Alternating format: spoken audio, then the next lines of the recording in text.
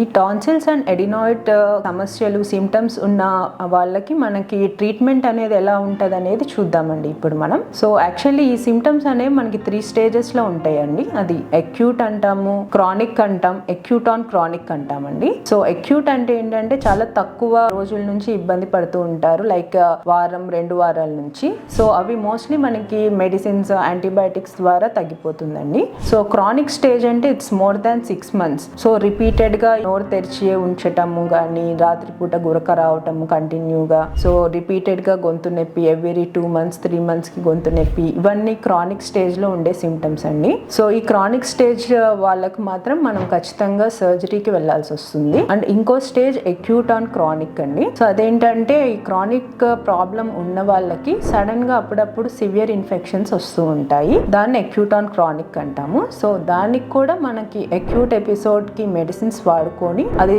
తగ్గిపోయాక మనం దానికి కూడా సర్జరీకి వెళ్ళాలండి. సో మెయిన్ ఈ సర్జరీలో మనకి వీడియోలో నేను ఈ సర్జరీ గురించి ఏం చెప్దాం అనుకుంటున్నానంటే అండి, మనకు ఒక అడ్వాన్స్ టెక్నిక్ ద్వారా ఈ సర్జరీ మనం చేస్తున్నామండి. మన ఇక్కడ కిమ్స్ శిఖర హాస్పిటల్లో కూడా అధునాతన పరికరం మనకి అందుబాటులో ఉందండి. సో దాన్ని మనం కోబ్లేటర్ అంటాము. సో ఈ కోబ్లేషన్ టెక్నిక్ ద్వారా మనకి ఉండే ఉపయోగాలు ఏమిటంటే అండి, సర్జరీ సమయంలో బ్లీడింగ్ అది చాలా తక్కువగా ఉంటుంది. సో మనకి చిన్న ఏజ్ లో 2 నుంచి 3 years ఏజ్ లో ఉన్న పిల్లలకు కూడా మనం ఈజీగా దీంతో ఆపరేషన్ అనేది చేయొచ్చు. అండ్ ఆపరేషన్ తర్వాత కూడా నొప్పి చాలా తక్కువగా ఉంటుంది. సో చిన్నపిల్లలు వెంటనే 1-2 days లోనే వాళ్ళు నార్మల్ గా ఆహారం తీసుకోగలుగుతారు. అండ్ మూడోది మనకి రికవరీ కూడా చాలా ఫాస్ట్ గా ఉంటుంది. వితిన్ 5 to 7 days లోనే మనకి ఆపరేషన్ సైట్ అంతా హీల్ అయిపోయి వాళ్ళు నార్మల్ లైఫ్ లీడ్ చేస్తారండి. సో ఈ న్యూ టెక్నిక్ కోబ్లేటర్ టెక్నిక్ అనేది మనకి కిమ్స్ శిఖర హాస్పిటల్లో ఈఎన్టీ డిపార్ట్మెంట్ లో అందుబాటులో ఉందండి.